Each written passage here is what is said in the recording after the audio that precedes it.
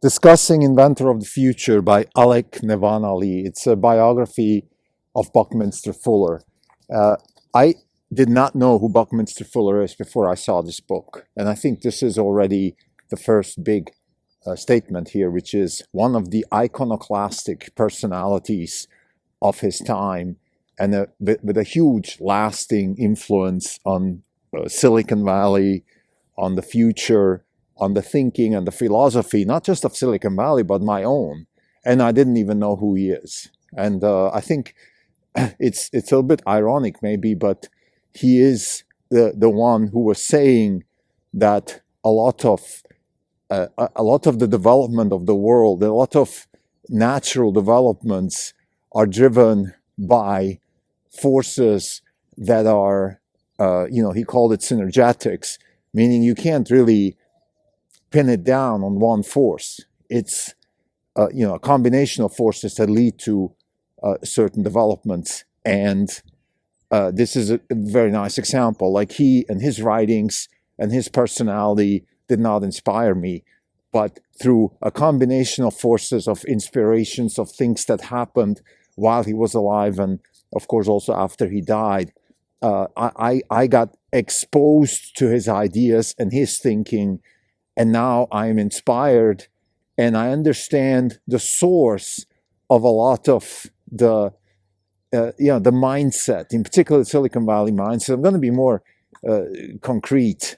This is just a prelude, so please forgive me if I'm a bit vague. But what I'm trying to say here in this particular discussion is that Buckminster Fuller is David Deutsch meets Elon Musk, meets Steve Jobs, meets Frank Lloyd Wright, meets Frank Gehry, meets Richard Feynman. It's a combination of forces from the past and forces that are proliferating at least human thought, if not also human existence, into the future. So he's one of his biggest innovations was what he called geodesics or tensegrity, which is that little pieces put together in certain ways can create a lot of tension and forces that hold much bigger structures. His use of nomenclature was not exactly the best one. A lot of the stuff that he was propagating, in my opinion, is incredibly interesting, but he used funny words and it kind of looks like a bit like pseudoscience. What I find most interesting is the concept of a couple of things coming together and creating a whole which is more than the sum. What that means is also that if you strip things into its elements, you get something else than the sum of the elements. The most striking example is in the physics and chemistry with the study of carbon nanotubes and two-dimensional two-dimensional materials. And that's something I came across recently during my sabbatical. And I noticed a lot of people study, let's say, carbon nanotubes and two-dimensional materials. And the main concept here is, well, if you take a carbon atom and you have it in three-dimensional space, then that's what the carbon atom does. And we know carbon and diamond and all that. But when we start stripping it into two-dimensional space, which is, think of it like a one atom layer, like an area, that would be two-dimensional, and the carbon nanotube would be just one tube with carbon atoms. It has all kinds of different properties. It changes everything. So this would be one of the biggest insights that has its roots in what Buckminster Fuller was talking about throughout all his life. He was not talking about carbon nanotubes, of course. He implemented his ideas into architecture, but as he was propagating himself, a lot of these ideas are transferable into other sciences, and that to me is the big power of what he called synergetic thinking. So I think, again, this book is a summary of the thought of a man, a life of a man that has inspired a lot of people, in particular the Silicon Valley mindset that roots in Buckminster Fuller and is propagated throughout our time with Steve Jobs and Elon Musk and others, but in particular those two, because they combine the concept of design, the concept of changing the environment to change people's behavior, and the idea of an optimistic spaceship Earth type mindset, which also, of course, is something that David Deutsch talks about. And that just means that, look, it's in our hands. The last quote of the book is something along the lines that nature is trying hard to help us succeed, but we should never forget that nature doesn't need us. We are not the only experiment. I think that it's a powerful quote, comes from Buckminster Fuller, and it just means that we have it in our hands to move this planet the way we want it. We can change a lot of things. Technology, we can do things to the climate, with the climate. We can do things to our own society. A lot of ideas that rooted in Fuller's talks are very interesting today. The book also actually talks about it. Some of the stuff, let's say, one interesting example, which is very timely today, is the idea that you have technological progress, which for some reason is not succeeding in society. People don't like technological progress. People have a problem with Elon Musk. People even have a problem with Apple. And the reason people have a problem with these people is because the progress that is real is not translating into their livelihoods. And that's because we have a job-oriented society. And when technology takes away jobs, people lose their livelihoods, their dignity, and that's not a good thing. So we need to change our society if we want to build on the idea of technological innovation. This is the Not Even Wrong podcast. It's January 30th, 2024. This is Cream Delco. For the day, we're up 3.6%, up 1%. For the year, we are down 18.8%. The market is up 2.6%. We're underperforming by 21.4%. We had a good performance by Tesla, which helped us recover some of the losses. We're still in the process of analyzing the exact situation there. We have a call with the investor relations today. Later on, I'm in Europe, so it's very early morning here and even much earlier in the US. And we will then discuss the positioning of Tesla and what we think about the company and how we want to position our portfolio, which of course is even more important. Now let's talk about Buckminster Fuller, Inventor of the Future. This is the book. It's his life. And it's like every other biography. I think it's chronological, which is unfortunate.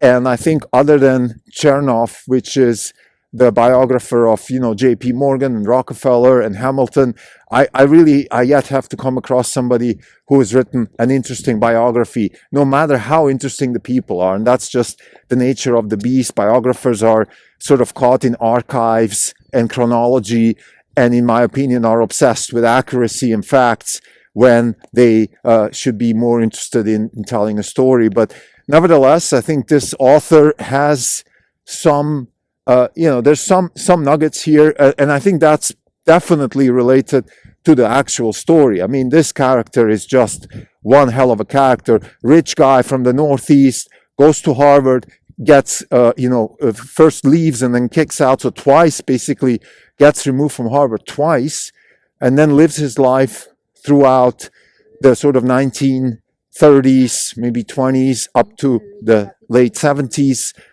Dies in the 80s, but sort of is relevant in that 50-year time span. And I mean, meets everybody from Martin Luther King to Indira Gandhi to Ronald Reagan, you name it. Walt Disney. I mean, everybody who has influence, who is important, who has something to say in the world of the sort of mid 20th century is at some point breaks bread with him. So this is a good story. And let me just sort of dissect now this conversation. I want to talk about the personality. I want to talk about his ideas. And I want to talk about the influence his ideas have on us today. That's sort of the way I think about this. I mean, when I discuss these books, this is not meant to be a book review or anything like that. This is just, simply for us to keep a record and for the listeners to have a sense for how we analyze books, which of course is spoken about this many times. We are in the business of reading books. This is what hedge fund managers do. This is not a pastime. And the reason it's important is because you need to train your mind. And books is one way to do it. There's other ways: meet people, have social interactions, have interactions with nature, do something athletic, do also maybe uncomfortable things. I'm helping my mother now dealing with my dad's illness, and that's very uncomfortable, dealing with authorities and medical bills, things along those lines. But it's a challenge, and I think I can grow from this experience. So whatever we do, train your mind, train your brain. And I think books are just sort of maybe it's kind of like let's say a virtual way to do that, in a sense that you don't have to actually do things, help people go somewhere, surf a wave. You can just read, but just, of course, is the wrong word here. I think reading done properly is an incredibly important process and very valuable. So anyway, this is why we're doing this. Now let's start with Bucky Fuller as a person. As a person, he is an arrogant, rich, northeastern, almost prick, I would say, not likable in any which way, an egocentric, snake oiler, talks a lot. There's some YouTube videos that it's just unfortunate. It's a personality I can't absolutely not relate to, and that's unfortunate. And I think it's one of the lessons here is that you don't have to like him. You don't have to like him. And for all these people who hate Elon Musk, for example, you don't have to like the guy. The guy's making you the car, and he's making you money, and he's going to bring robots to the world and all that kind of stuff.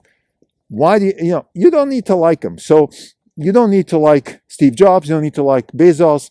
So a lot of investors make that mistake. They sort of emotionally get attached to people.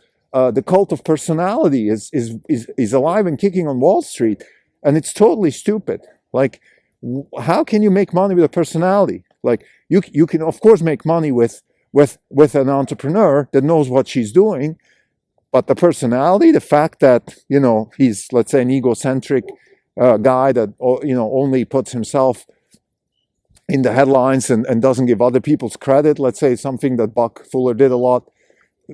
So what? I mean, it's not my problem. It's I am not the one who's not being given credit. I am not the one who was maybe misrepresented in an article. That person, so I think that's it. I mean, that's all I want to say here. I'm not interested in the personality per se, also because I think it wasn't done well. I think the character could have been developed better. Actually, there's another biographer that I would recommend. It's the person that wrote the book Napoleon that I discussed here. So unfortunately, the name eludes me now. It's one of the more recent Napoleon biographies. That was pretty well done too. I think because I strongly believe in the notion that there's no such thing as biography and novel and this and that. There's just stories. Whether they're true or not gives it a little bit of a different flair. It's like having Chinese food in a fancy Chinese restaurant or on the streets in Shanghai. If it's done well, it's certainly a different experience. But anyway, food is food. Sorry for the analogy. Maybe it's not the best analogy, but what I'm trying to say here is that a story is a story, and then how you package it and stuff, that's marketing. So anyway, I strongly believe in that. The character wasn't built well, but one of the takeaways, again, is I don't have to like you. Now, second, what are his ideas? Much more important. Okay, what is this Buckminster Fuller all about? Buckminster Fuller is about positive, optimistic worldview. He is about iteration. He is about disruption. He is about you can do it. You just have to keep trying. You have to turn every stone. You have to be able to fail. Make sure you don't kill yourself while you fail, and just keep going. Don't give up. Make it happen. I can't emphasize this enough. This is the only way. There's no other way. You can take any kind of idea, whether it's democracy, Marxism, the God system of the Greeks, the Phoenician traders, any society, any technology, anything can happen if it's allowed by the laws of physics. And the only people who have the control over, the only known species that can do that is the human species. This is, again, there's a lot of David Deutsch here, and I'd be curious to hear David Deutsch's comments on Buckminster Fuller, because Spaceship Earth, David Deutsch, we are unique. It's us. We're not the only experiment. We might be, but maybe we're not. But we're definitely an experiment, and we better take advantage of that. We can do it. This whole Malthusian fear of the planet collapsing, all of these things, they're the wrong way to think about the problem. The problem's real, but let's go solve the problem. Now, like Buckminster Fuller is a sort of American, egocentric, maybe not so likable personality incarnation of Karl Popper. Everything is a problem, and a problem, well stated, offers its own solution. This is from the book. I think Bucky Fuller uses Le Corbusier here as it's a Le Corbusier quote, but it's very, very powerful. I spoke about this already in the context of AI. I mean, this just applies to everything, to AI, to you want to state the full self-drive, for example, at Tesla, right? You just restate the problem in make the driving humanly acceptable, and lo and behold, my mother will use self-drive, because most people are not interested in the fancy end-to-end technologies that are applied in a full self-drive stack. What they care about is that this thing acts like a human, the same way GPT answers you questions like a human, or Grok is funny and this and that. We don't care what the technologies behind it. So this is one of the biggest innovations that Bucky Fuller brought to the table. Of course, he is also, I think, he's kind of in that Picasso time frame of, egocentric, womanizer, stealing from everywhere and packaging it in your own words type of guy.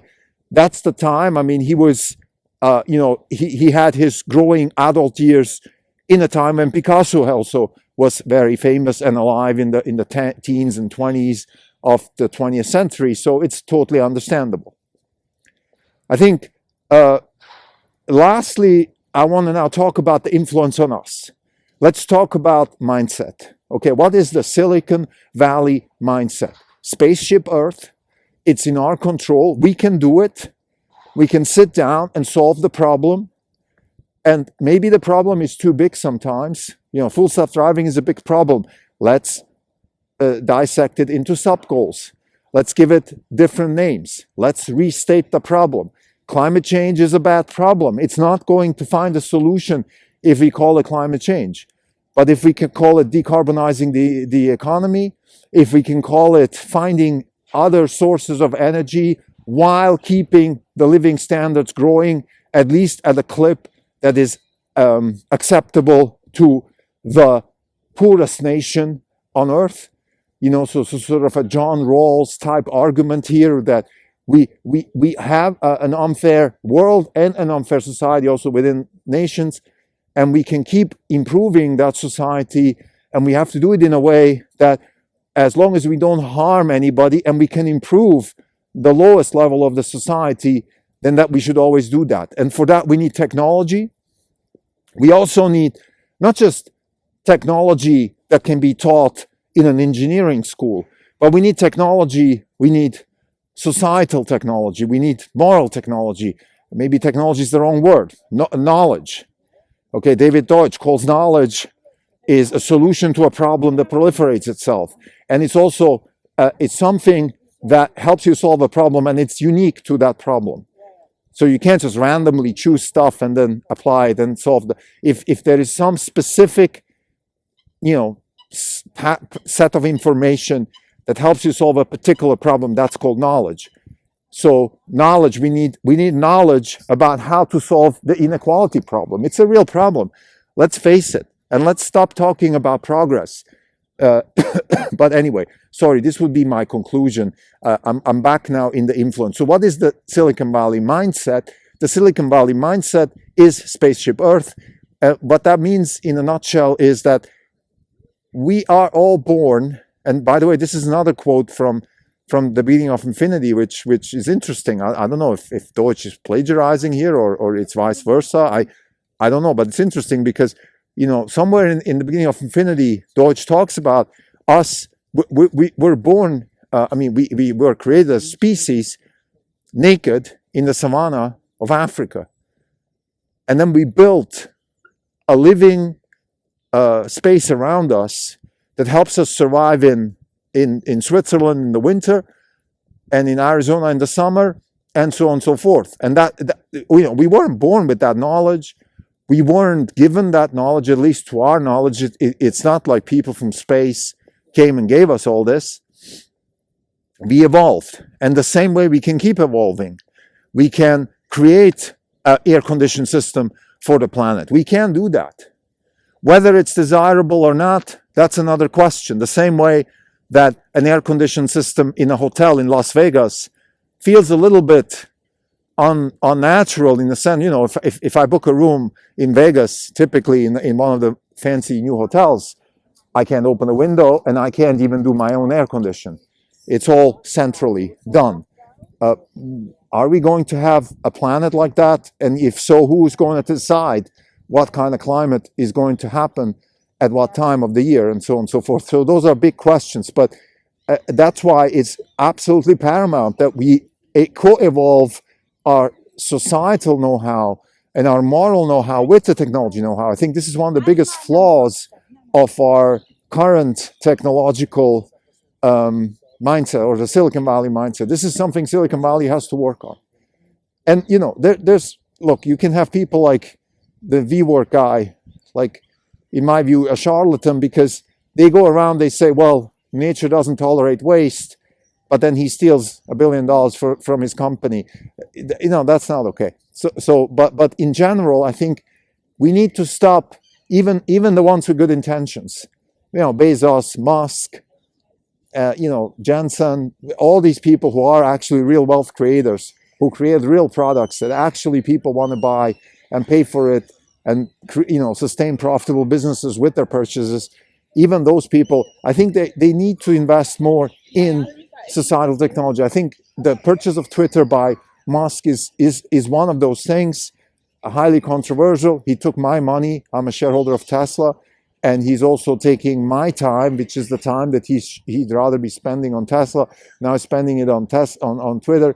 So these are all unfortunate things, but it's still important. I think my point here is that we need to have a comprehensive solution for problems. We can't just solve the self-driving problem and then not think about traffic, job losses, how human drivers will be replaced by robots, and then what do the humans do? I mean, a lot of humans will profit, but some will not. So we have to think about these things. So again, the mindset, I think it's absolutely key. And there's a lot of quotes in the book that remind me of David Deutsch. There's some that remind me of Elon Musk, and some of Apple, of Jobs. For example, Musk would say, well, you can't change people, but you can change the environment. Okay, meaning, look, you can't change the incentive of people to drive around in fancy cars, but you can give them a fancy car that's electric. So that would be Elon Musk. You can't change people's desire to drive trucks, but you can give them a truck and make it look like the future and proliferate the world into the future. I think lastly, the most important thing, in my opinion, is, I think it's called tensegrity. Yeah, so it's a very unfortunate word, right? It's a terrible word, but let's just dissect it. What is it? It's the idea that little pieces put together in a certain spatial way create a larger emergent structure that is stronger and has very different functions than the individual pieces. It's kind of the fundamental idea of the arch. I mean, what is an arch, right? An arch keeps itself arching and hanging, let's say an arch bridge, because all the little pieces physically push against each other and create tension to hold each other up. So this is really what it means. And I feel like this is the fundament, this is the ultimate cause of scaling success. Or in other words, the biggest problem in a business is how to scale the business. Okay, how can Tesla, for example, scale itself to a 10 million car company? That's very, very difficult to do in a rapid sort of iterative environment, particularly when you're publicly listed. So one way to do that is to sort of build these little, think of it like little synergetic vectors or pieces that fit together and start building this massive arch that takes us from gasoline to electric. And one great example is the Cybertruck. The Cybertruck has a couple of functions, but one of them is for Tesla to innovate on single cast technology, because that's going to be the fundamental source of profitable growth for probably maybe after 2026. Why? Because the next gen vehicle, and then probably all the vehicles later on, will be created like that. So like Lego blocks. Musk already spoke about it. You can't build let's say a $30,000 car. It's probably not going to be 25, but you can't build a $30,000 car that's really has the quality and the feel and the drive and the resistance, meaning the sturdiness to go a million miles with current manufacturing technology. You just can't do it. So you have to reimagine manufacturing technology. And the way you can do that is by trying new things. So what the Cybertruck is doing is, it's at this point dual cast, I believe, but at some point everything's going to be single cast. So the Cybertruck, it's an $80,000 vehicle, high demand. So people will pay for Tesla to do R&D and figure out how to do this and then do it at scale for $30,000. This is the fundamental idea. And it's a beautiful example of synergetics, right? You have a little piece that you sort of, build, and then you tie it together with another piece, and then you build this arch that eventually leads you to a 10 million car annual car company with a couple $1 trillion in market cap. It's the same concept, of course, was applied in full self-drive, the way you collect the data, the way you train, the shadow mode and all that, and now with end-to-end and still training based on people driving around. So using your own customer base to help you train and collect the data, which is the most important. It's not the thing to do, there's other things, but it's certainly one of the most important things that a company has to do when building embodied AI. So that's the influence that Bucky Fuller had on Silicon Valley and on us, because I think reading Bucky Fuller now helps me understand him, because I've done, at least 10 years. I would say my study of Silicon Valley is about 10 years old, because I moved to there 9 years ago, maybe started a year before I moved, to really study. I mean, study means this is, don't think of it like reading a book or something. It's certainly part of it, but it's really living it. My Stanford sabbatical, living it, being there, kicking the tire, talking to people, investing, making money, losing money, all of these things together. Now Bucky Fuller crystallizes. He's David Deutsch meets Steve Jobs, meets Frank Lloyd Wright, meets Frank Gehry, meets Elon Musk, meets Bezos. That's sort of, that incarnation. One man's thought is incarnated into all these strands. And lastly, as a conclusion now, this is my conclusion. I think Buckminster Fuller, he certainly did invent the future in the sense that he gave us the vocabulary, and more importantly, maybe the thought process, the chain of thought, to even contemplate ideas such as Spaceship Earth, such as, okay, how can we build something much, much bigger with very simple building blocks? Because that's often the biggest problem, right? Oh, this is so big. How the hell can we change We can't change climate, and nothing can be done with climate change. We need a revolution, right? This is how humans have iterated in the past most of the time.